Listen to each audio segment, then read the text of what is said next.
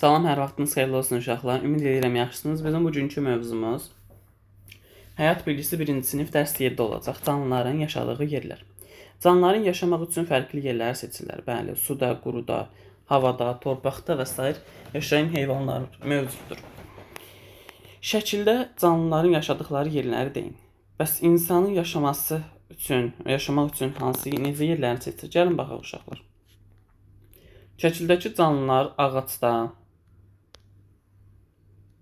quruda, suda, torpaqda və ən azından havada yaşayanlar da var.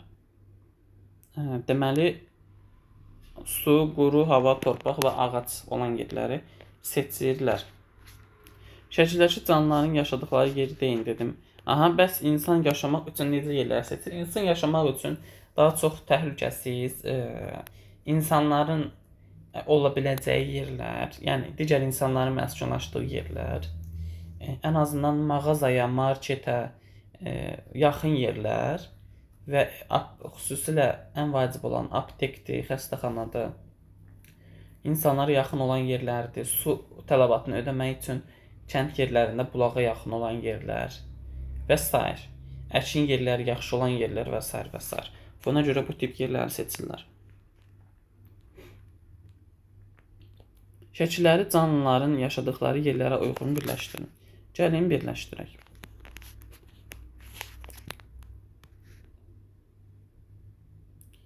Deməli, arı yaşayır pətəkdə. Sonra, ağac yaşayır meşədə. Qütb ayısı yaşayır qütbdə, şimal qütbündə. Balina yaşayır okeanda və dənizdə. Belə, deməli, balina yaşayır okeanda və dənizdə.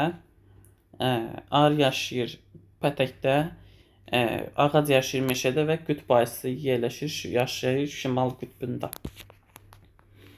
Belə. Gəlin müqayisə edək hissəsi var.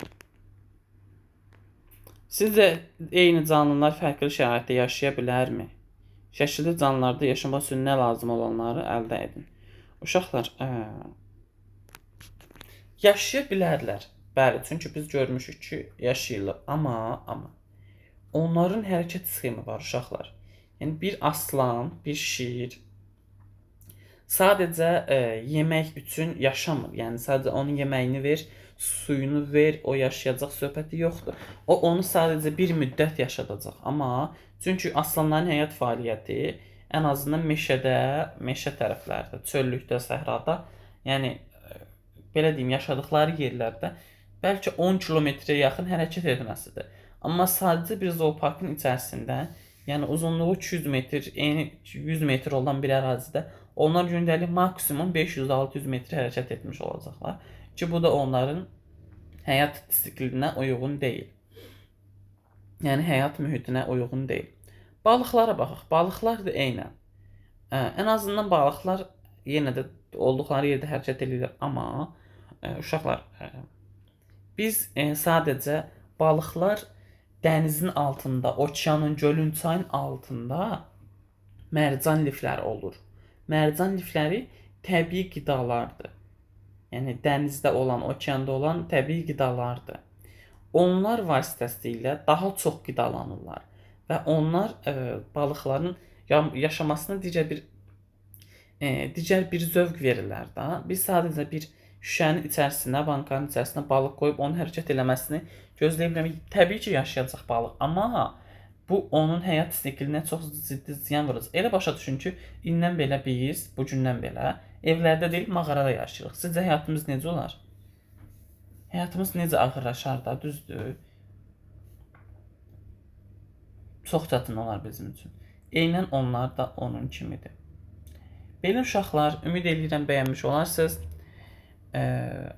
Sağ olun, salamat qalın. Gələn dərslərdə görüşmək ümidi ilə. Hələlik.